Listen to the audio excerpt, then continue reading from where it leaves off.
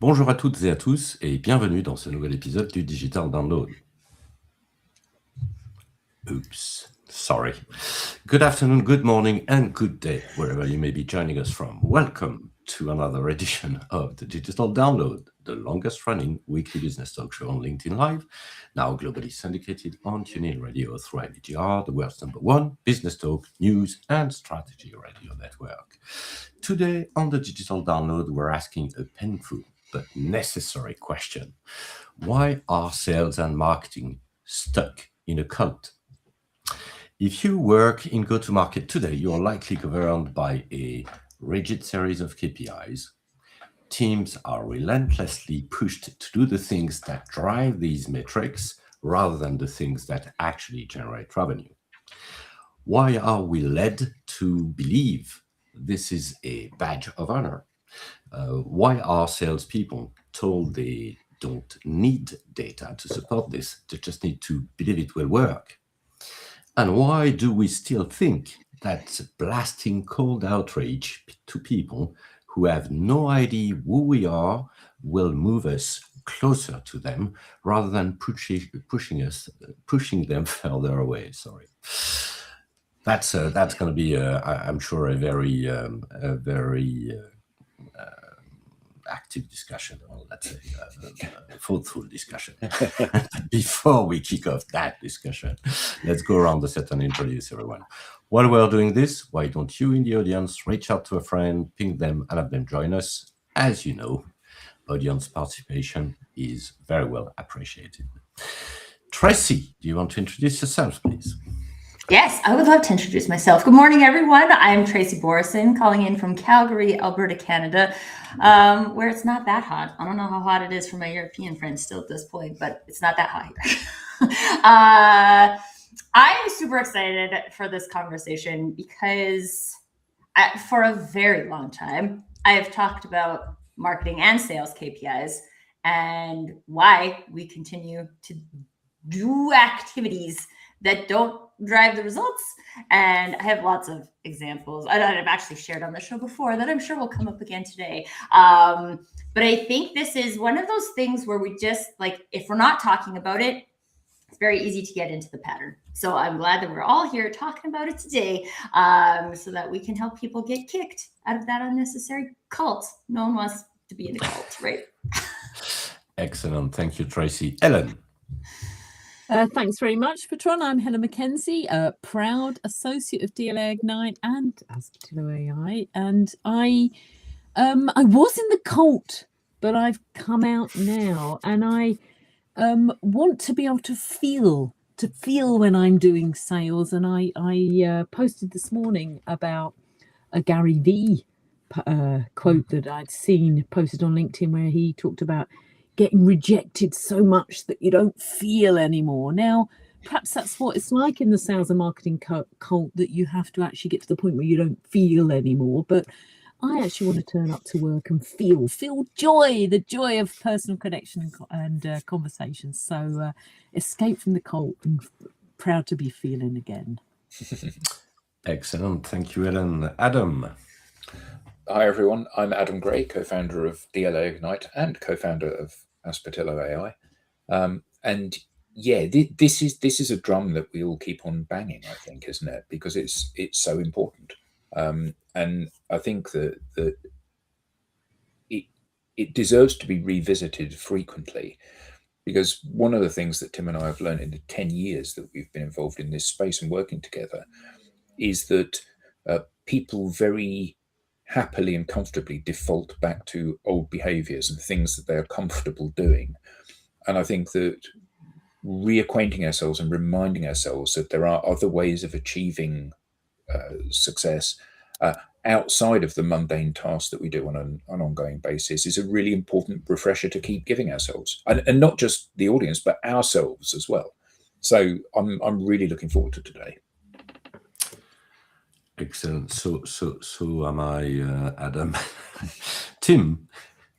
Oh, me? Oh, great. Yeah. Yes. Hello, everybody. My name is Tim Hughes. I'm the CEO and co-founder of Aspirtilla.ai.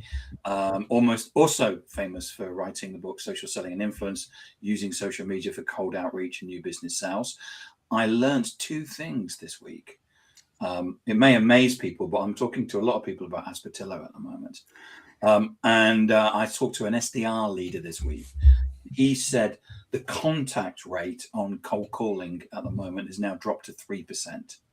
So if you think that's connecting, and then you think about all of the voicemails that you get and everything else, so cold calling for him is pretty much flatlined, and that was after email started, basically finished and flatlined 6 months ago. So he's in a situation where nothing is working. And the second thing is that I think there are a lot of cult members out there at the moment, because I contacted somebody and they came back to me and said, will this automate all of my outbound? And I responded, no. And he's not come back to me. So I'm assuming that he thinks that that automating all of his outbound is what is the answer. And the fact that actually doing something different would actually help him. So clearly a cult. We need to come up with a name for the cult. Clearly a cult member there. Yeah. Perhaps the comments can help us with that. Anybody here? Give us a name for the cult comments. Yeah. But you know what's interesting about that? Bertrand is going to introduce himself to you folks. But like, people would be like, no, I'm not in a cult. This is just sales and marketing laws, right? And you're like, well, it's not though. Well, anyway, it must be painful enough. Sorry to break it to you.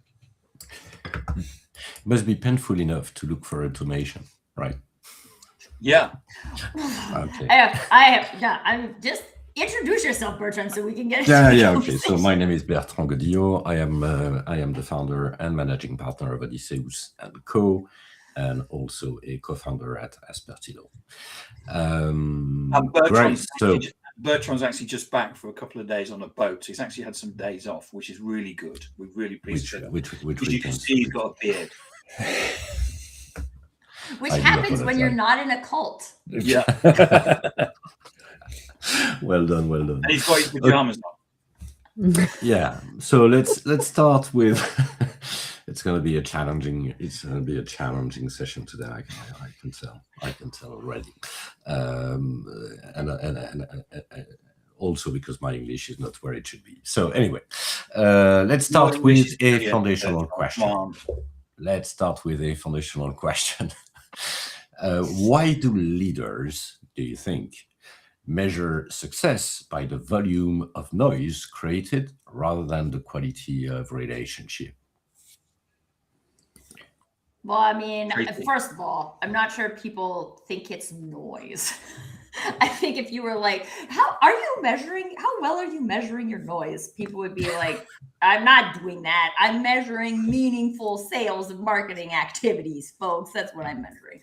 I think what people are not looking at is what are the actual meaningful activities, right? Instead of this list of, I'll use this example because, oh man, this is a while ago now, 15 years ago, maybe. But the company I worked for, we had this like sales training company come in, and it's this like, go 5 wide and do 5 touches and turn them into a meaningful interaction and like all of these things. It's like a program, and there's pieces of it that are not bad, right? Like even a lot of the things we talk about, like trying to target a company when you only have one contact there, very difficult, right? Like maybe get to know some more of the people, but we get caught up in the like very tactical components of that. So someone says, go 5 wide. And you're like, okay, I have 5 people in my CRM system from this company. I may or may not know if that's their real phone number, but I have them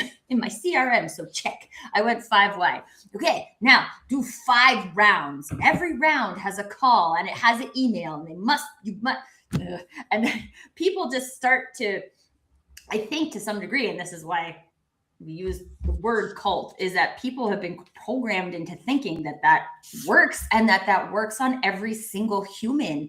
And if we stopped for a minute and we're like, whoa there, we're like, let's just compare how I experience things to how Helen experiences things. And we realize that we're experiencing all the things like, oh yeah, we got so much spam in our email and we don't even answer unknown phone numbers anymore. And we just like took a minute. I'm being literal about that amount of time. A minute, take a minute. To like ask the question and be like, wow, okay, so maybe all of this doesn't make sense. Maybe there's parts of it that make sense, and that's great. And sometimes some things that work on phone, and some things that work on email, and some things that work on social. But it's not, if you're not getting the results you need, if your pipeline isn't generating revenue, it doesn't matter what tasks you're doing. The tasks don't matter. But we get caught up in measuring the task because that's what we can measure. And we get frustrated because we don't have any revenue. We're like, well, we can't measure revenue. So what can we measure? We can measure how many cold outreaches are now being generated by this new AI outreach platform. Awesome. Doesn't matter that nobody's responding to any of it. But I think one of the issues is, so Tim and I met, and I never met Bertrand at a large tech company, a large American tech company. And one of the things that I hadn't fully appreciated going into there is that the company gets to a certain size and monitoring what people are doing and how they're doing it is extremely difficult.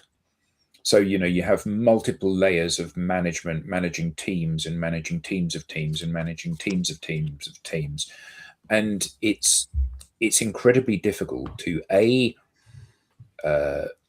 measure what people are doing and seeing the success that they're getting or not getting, and B, trying to create a one-size-fits-all set of instructions that people need to execute on. So, we've got 5 people on the call. We would all sell stuff in a slightly different way. And, that may be based on our personalities or what we consider the value proposition to be talking to a particular customer. Or it may be that it's, we come from a particular background where we're comfortable doing certain things, but we have different ways of doing that. And actually within a large corporate, that doesn't work. You have to be able to say, okay, you need to do this and this and this, and that is proven to get this at the end of it. So I guess that the easiest thing to measure is your activity, isn't it? Much more difficult to measure the results. And yeah, what you want to have is meaningful conversations. But when I'm about to be laid off because I haven't had enough meaningful conversations, every conversation is meaningful. Well, that's how I report it to my boss. And I think that the part of the challenge here is that the old way of doing things is no longer fit for purpose. In the days of TV advertising, there was a direct correlation between impressions, i.e., how many individuals saw the advert, impacts, how many times an individual saw the advert, and revenue. And now there simply is not that connection anymore. However, it's an easy thing to report. I did a post on LinkedIn. It got 25,000 views. Okay, great. The phone hasn't rung once, though. 25,000 people saw it. Not a single person has called me. So there is no correlation between these things yet. And I think that leads, the thinking about things like lead and lag indicators are coming here. So your sort of lead indicator for sales is activity, seems to be. What we don't appear to be doing at the moment is triangulating that with the lag indicator, which is revenue, which is number of closed won deals. So I think that could be where the disconnect is that the lead indicators and the lag indicators that used to perhaps work now don't, and so you're stuck in a time. Well, I think also I would say that back to the idea of the cult, that there is the cult of, I love the phrase self-flagellation. I think this is brilliant. Like self-flagellation. Let me just make another call where somebody's either going to not answer it or they're going to answer it. I'm going to start the thing and they're going to put the phone down, or I'm going to go to voicemail with one of my lovely voicemails, never to be heard again. But I've done it. I've self-flagellated. I've made another call. I've sent another email. So this idea that that, you know, it's quantity, not quality, that it's got to be hard. If it wasn't hard, it's not going to work. But also, I think that's really dominant in sales, that somehow sales is it's just the one where you've just got to, you smash it out. You've just got to just keep on keeping on. And I don't know whether, you know, there's a lot of people making a lot of money out of that. There are customer relationship management systems who have all the email capabilities and the dial out capabilities built into their platforms, who have a vested interest in keeping us in the cult. And they don't seem to have worked out how to measure something else in their lovely systems that's going to connect to the lag indicator. But I think there's quite a lot of that around keeping us all in the cult, that's quite difficult to break out of, because it's such dominant thinking, isn't it? I would say that's the thing, similar for marketing too. That's the sales marketing cult, not just sales, because it's the exact same in marketing, right? You got to have an email funnel. You got to post on social these amount of times. You got to, and then everyone's like, oh no, and they get so busy doing those things that even if they know that those things aren't working, they don't have time to think about what else might work instead. We've got a few comments in the audience. Hi, Pepe. And one for you. Hola. I'm sure it's going to be very exciting, Tracy. One from Greg. Hi, Greg. Yes. Hi, Greg. This has always been the root divide between marketing and sales. I leave that with you, Tracy. Off you go, Tracy. Okay, so I mean, I actually think this is a problem in marketing, right? Like if marketing's job isn't, and Greg has another post too, where like marketing gets paid even if sales doesn't hit quota, right? Mm-hmm. Like that's ridiculous. I mean, first of all, I think we should all have base salaries. Otherwise we don't have stuff to live on and you get into that desperation mode too fast. So, but if marketing at least is not being held accountable for contributing to revenue, like marketing's contribution to revenue is different than sales contribution to revenue, but they should both be contributing to revenue. And if it's not, I mean, I don't even want to use the word trackable again, because we get so caught up in like tracking things that aren't actually attribution, and then it's another waste of time. But like, we should be able to see that the things that we're doing are moving the needle. And sometimes, I'll tell you, I actually had a recent experience where we are like, oh, this company I work with, we have this idea about campaign for this industry, right? Like, let's go and do that. And I was like, well, how about first, before we go build a whole campaign, I just ask the partners if that's what they're hearing from their clients, right? Like it's gonna took me like 5 minutes to send 5 emails, right? Like, let's just see what they have. And like most of the partners were like, no, we're not hearing anything about this. And then one of the partners was like, yes, actually, we've heard this customer specifically talking about that. And I was like, okay, so what people don't notice about this, and whether like this becomes also a messy area of what is sales and what is marketing, or what is partner management, however you divide these different activities that people are doing. But in sending one email, instead of 2 marketing people spending an entire week creating a campaign and scheduling and figuring out how to track it and all of that, I asked 5 people 1 question and I got a lead. Now we don't even have to do a marketing campaign, right? Like we can just talk to that person about that thing. We don't have to like do a whole marketing campaign. And I think a problem is that these functions are so disconnected that we have like, again, we have to do stuff and we feel valuable when we do stuff. But I also think it's really important from a leadership perspective for us as leaders, sales leaders, marketing leaders, to look at when are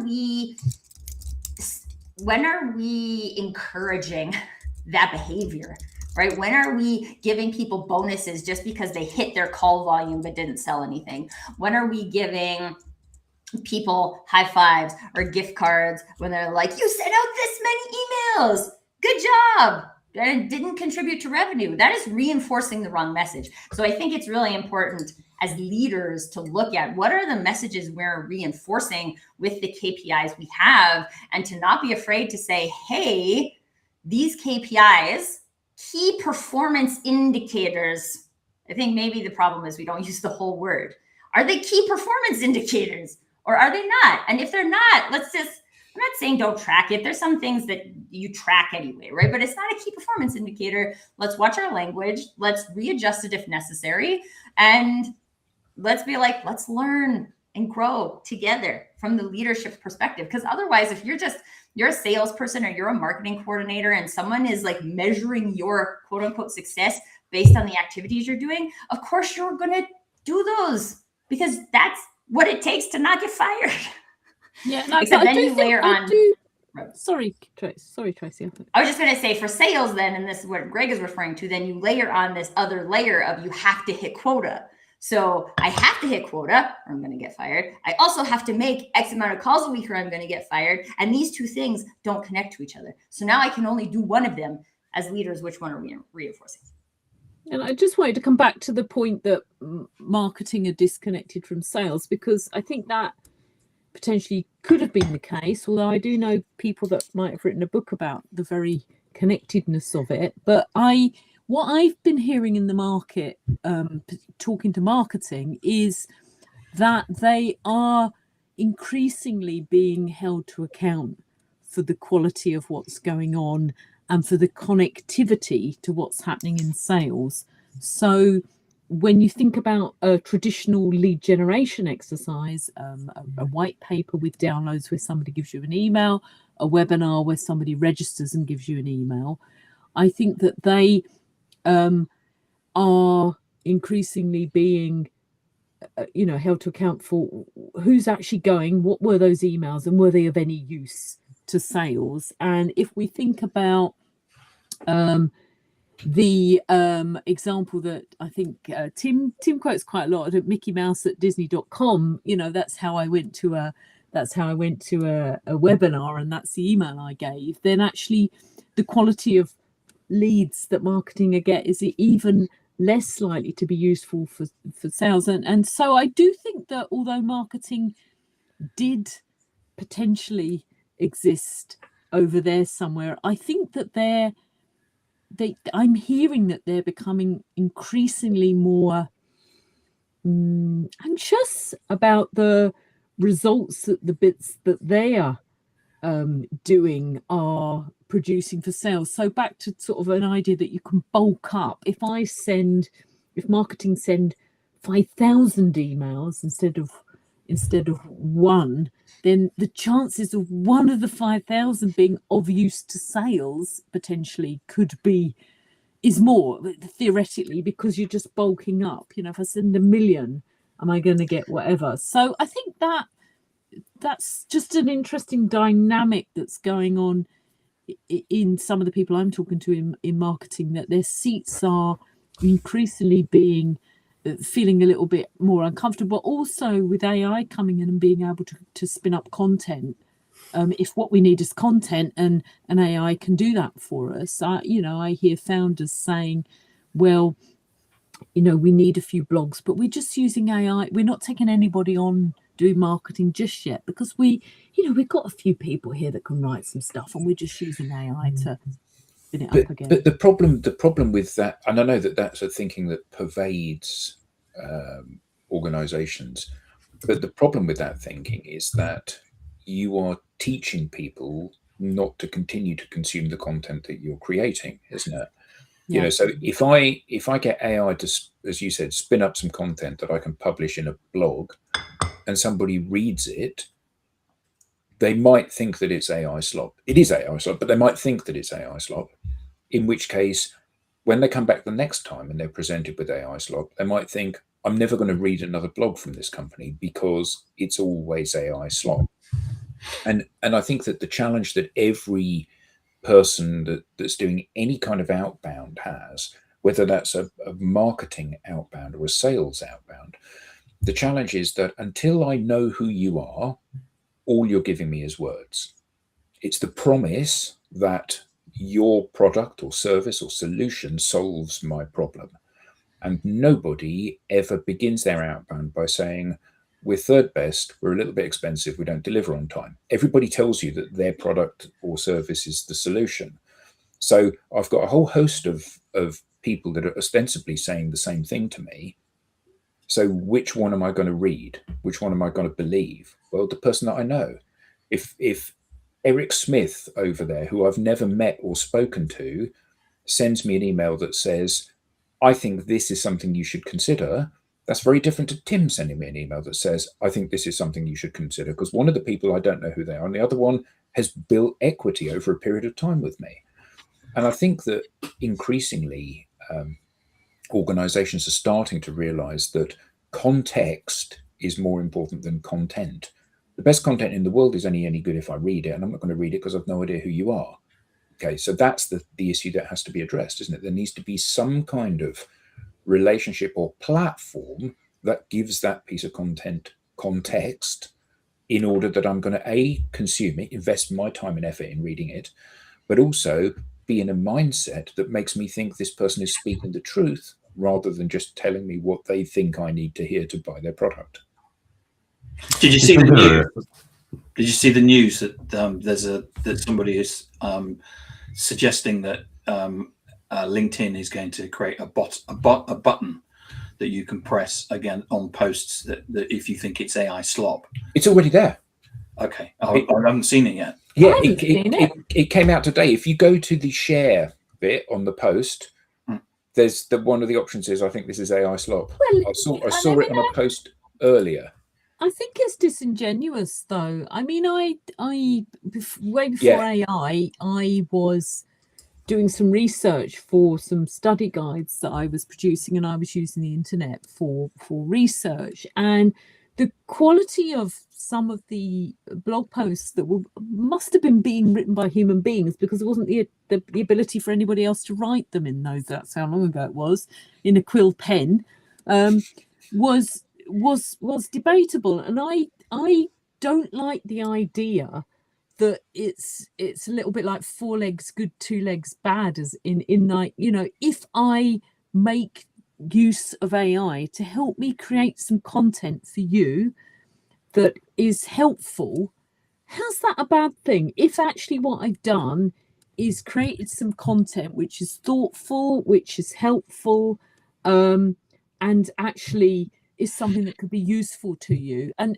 one thing I like on Substack is when you publish something, you can say now whether AI has helped you write it, and the percentage, you know, that you want to say has helped you do that. And so I when I published on Substack this week, I said that AI had helped me, because I'm not ashamed of that.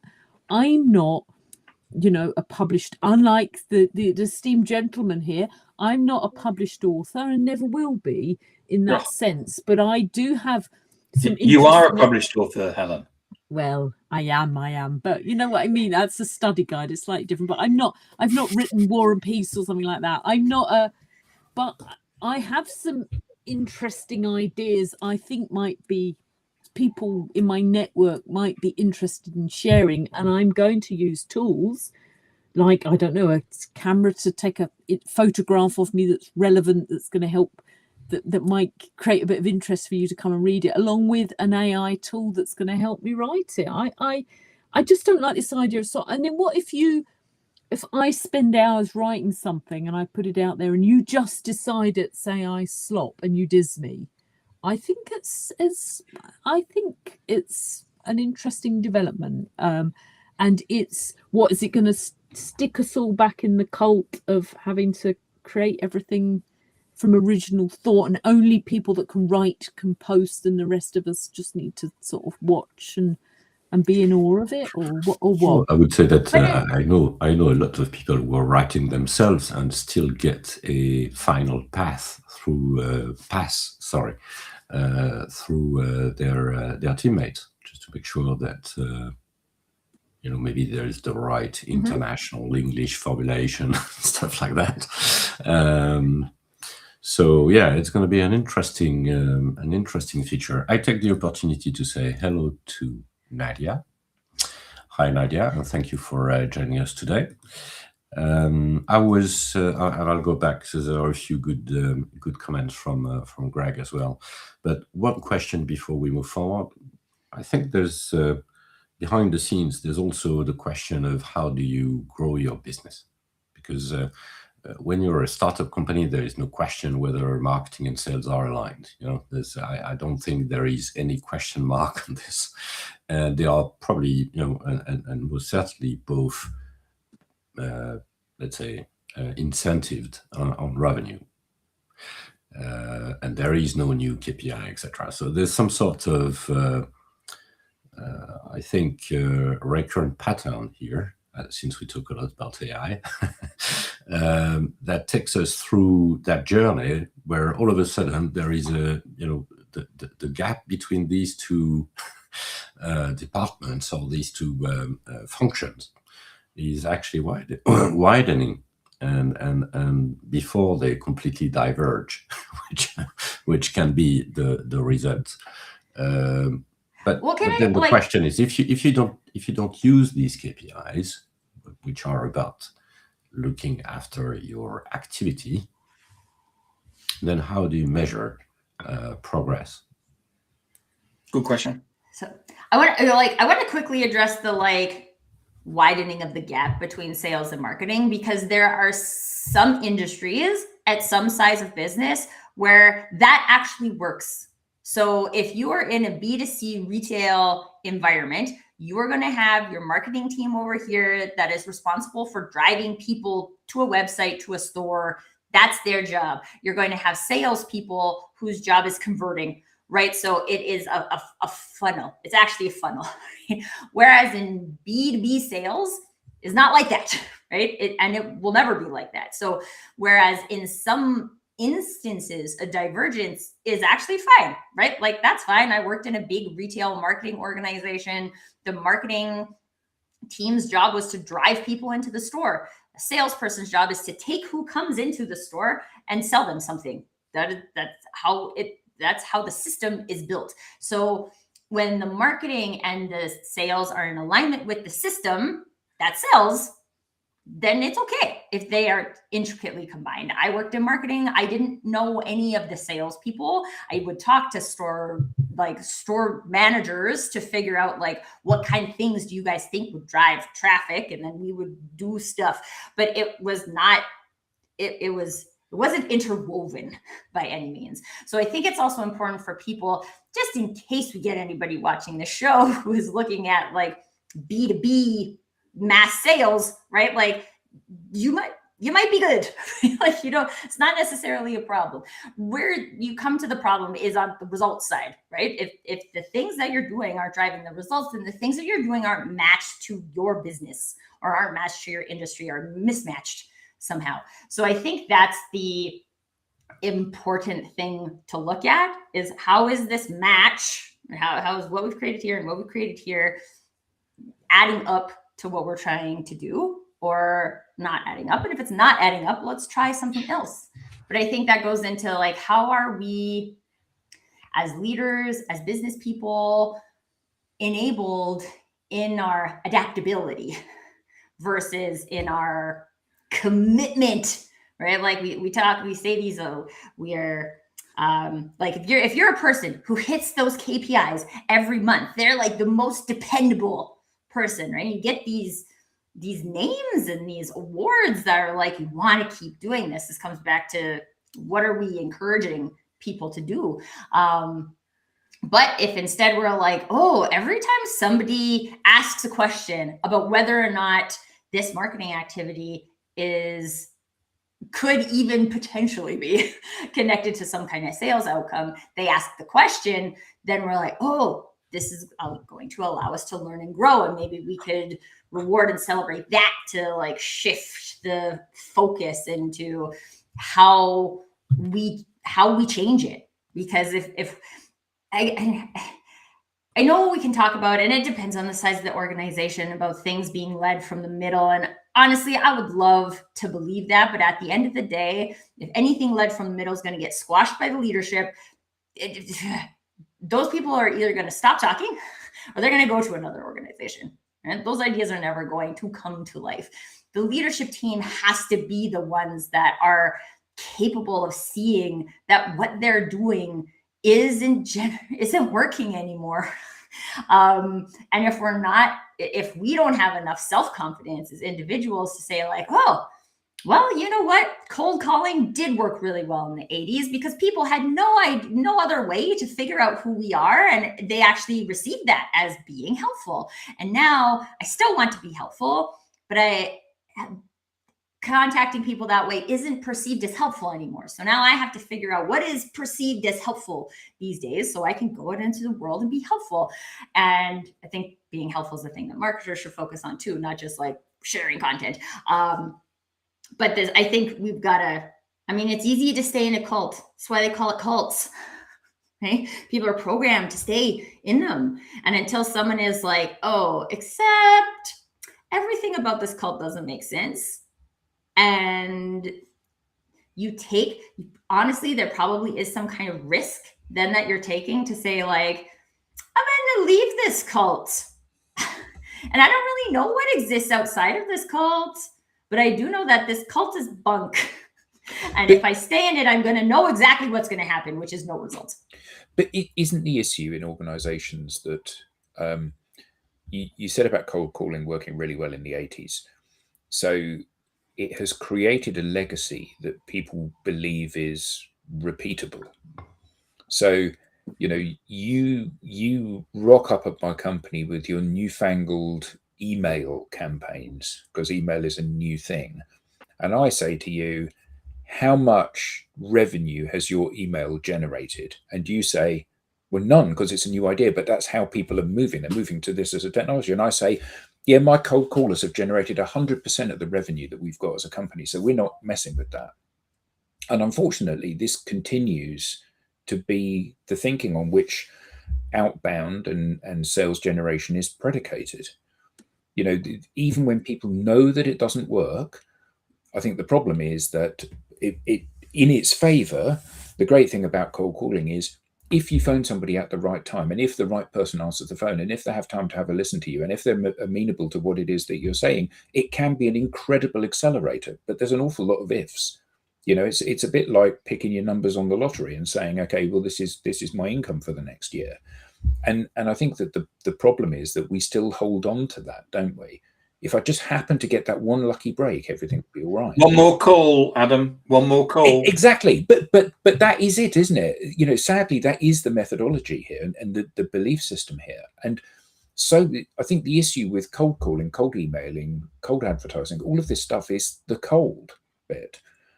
If you can tee somebody up so they are actively waiting for you to call and then you phone them up, the telephone is an incredibly powerful tool. Yeah. But when they're trying to avoid speaking to you, it's an incredibly damaging tool. And I think that there's this whole kind of belief system which is created around that, which is that this is the way that real men generate business. You get on the phone and you get told no 1,000 times, and that's just one step closer to a yes. Well, it isn't. It's one step closer to being blocked on every channel rather than just email.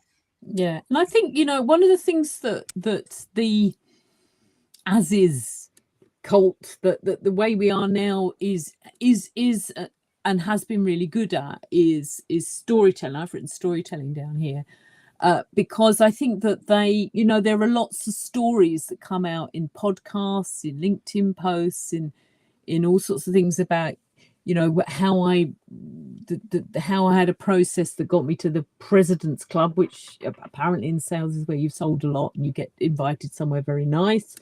And I think that one of the things that those of us that are in the new way of thinking aren't very good at doing just yet is storytelling around the new way of being, the new way of doing things, the things about human connections, the thing about the 80% of buyers invited to quote are people that they knew already. All of that side of things, we're not very good at that. What I see people who are trying to disrupt the status quo is taking the mickey out of the old. I don't know how that translates into French or Canadian speak, but having a laugh at the old ways of doing. And I'm not 100% convinced that leading on the you're all just bonkers doing something that doesn't work anymore, ha ha ha, look at you, rather than being able to create a story which weaves in how marketing and sales link together in a nice process that led to some great results revenue wise for the organization. I don't know that we're that good at doing that yet. Now that, I mean, enragement equals engagement. It's much better to get a few likes on your post if you're taking the mickey out of people. But on the other hand, I think that's something where we could be a lot better. And I know, Bertrand's got a company that he's been working with where there's some nice stories coming out of that in terms of how that's helped them transform how they think about things. And obviously our good selves doing it here on the panels, actually practicing what we preach, to use the cult metaphor a bit there, that how we're actually getting conversations and how we're taking those conversations forward and how that's leading to closed won deals is something I think we could be a bit better at doing, I think. But it's a change in playbook, right? So what we're talking about is we need a new playbook. And being a golf player myself, I've changed a few times my swing. Uh-huh. So what do you think? Guess what happened when I changed my swing? It got worse. I got worse, of course, for a while. And then there are two options. Either you say, you know what, I'm going to go back to the previous practice because it was working much better, or you work harder and get the new practice to work. And I think that when you run an organization, especially in today's environment, you need to have a pretty high level of entry, and you need to be pretty high into the organization to push the new playbook with no choice, basically, and push the practice around the new playbook. And there is, I can't, I would say it's quite difficult to say, you know what, you need to get rid of the old playbook and adopt a new one, knowing that by doing this, there will be a point in time where performance is going to look like it's going down before it's getting actually much better. And how are you going to undertake that and basically manage the change around? Yeah, and I think that's, when it's linked to revenue, it's really difficult, isn't it?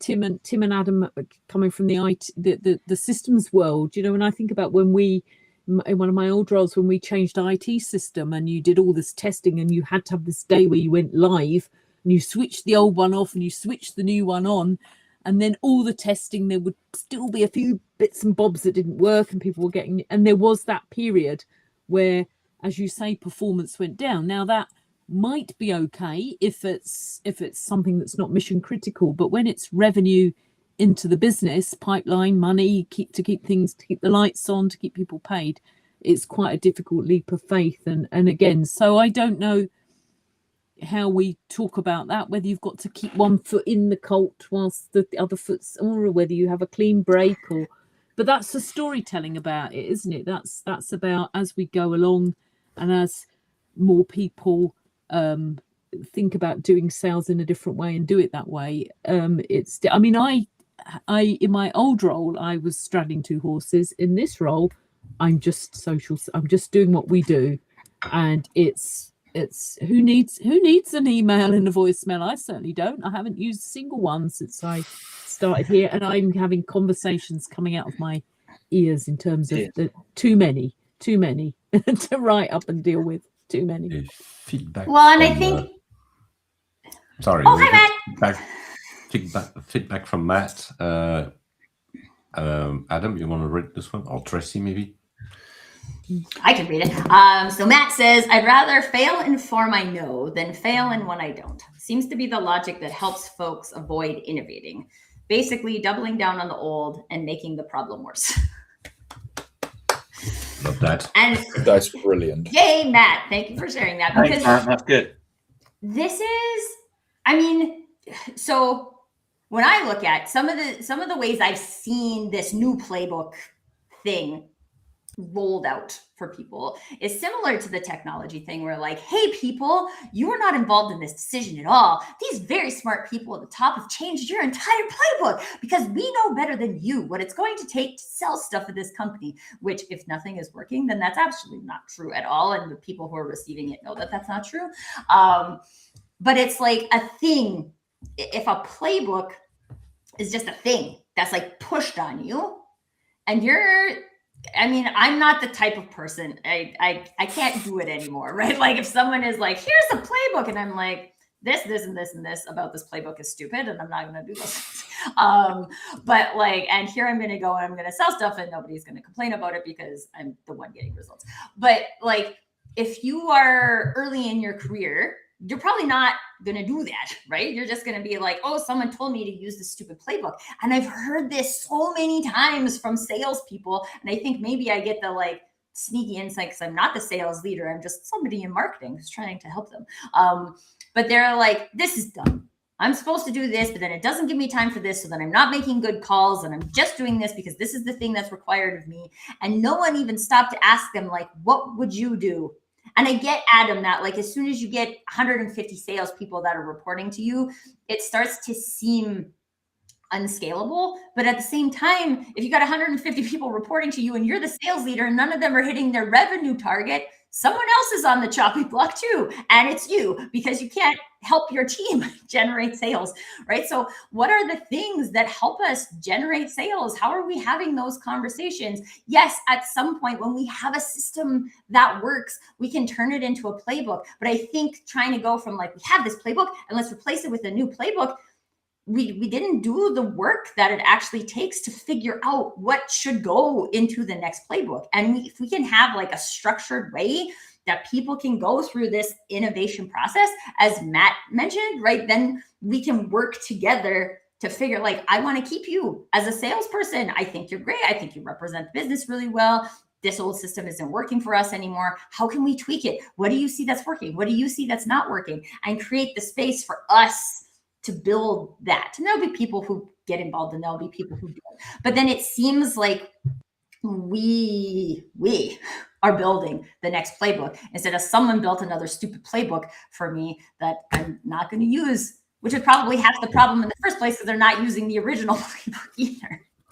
Yeah, that's the idea. I'm a strong believer, by the way, on that. But there is, the whole idea of running an initiative, so something that is really almost a something that you run concurrently, just to make the experience of test driving something different, a different approach, and something that needs to be tuned, of course, so that it ultimately reaches the goal. So yeah, but I think that giving this stuff a runway is really important. So Tim and I did an implementation with a large learning tech company some years ago, and they put a sample of people on our training program, and they said to us, how much of a person's time do you want them to spend doing what it is that you do? And we said, okay, to give them the best opportunity, they need to spend at least 25% of their time. So the people that were on the program got 25% quota relief for 6 months. So they were incentivized to try something new so the company could then work out whether or not this was something that they wanted to roll out or not. And I think that gives it the best opportunity because people, whether or not they are too busy to do something new, they think they are too busy to do something new. Very rarely does one of your direct reports come to you and say, actually it's midday Friday, I've got nothing to do this afternoon. What do you need? Everybody is flat out all of the time, scrabbling around trying to do something. And if you're saying in addition to all of that scrabbling around and working, 50 hours a week, you need to do this, it's going to take another hour or 2 hours or 5 hours or 20 hours a week or whatever it is completely unreasonable because you're just draining them of the last bit of energy that they have. But I think I think you said, Tracy, that it's about creating an environment to innovate. If you want to change, because what you're doing isn't working, you need to find a route out of where you are to where you think you need to be. And that won't come by just saying, actually, this is not my problem, this is your problem. You need to just spend more time doing this stuff, because that isn't going to. And what we're seeing is that year on year, fewer and fewer people are making their quotas. Now, there'll be people in the audience that will say, well, I'm at 200% of my quota and I am every year, but this is not your problem. You're all right. You've got this sorted. But generally across the sales industry, and we know this from our relationship with the Institute of Sales Professionals, fewer and fewer people are making their quota each year, year on year. And more and more people, more and more it is becoming the case that more people are leaving the sales industry than are joining the sales industry. Now, both of those are a fundamentally bad way to be. And it doesn't matter what you think of salespeople. Nobody goes into a particular career route thinking, what I'm going to do is I'm going to do this because it's a cushy number and I'm likely to fail. Everybody wants to go and succeed. So these people are trying the best they possibly can. And if they're not succeeding, that's because we're not getting them to try at the right things. And if the best advice is to anesthetize yourself so that you don't feel anymore, who wants to do a job, back to what I said, who wants to do a job where the objective is to not feel anymore? I just can't see how that's I don't know. These people obviously get some pleasure from just, I don't know, doing stuff that doesn't work and just it's perhaps like reps in the gym. It's their vested interest, Helen. They've got those overhead projector slides that they've had for 30 years that possibly they keep bringing out. Do those still exist? Those are fun. I'm not sure people at the back of the room can read this because it's quite small. Yeah, all the computer systems that they've invested in that have the capability to say. Yeah, it took us ages to write those overhead projector slides 30 years ago. We're going to keep using them. It just doesn't lead that anesthetization, is that a word?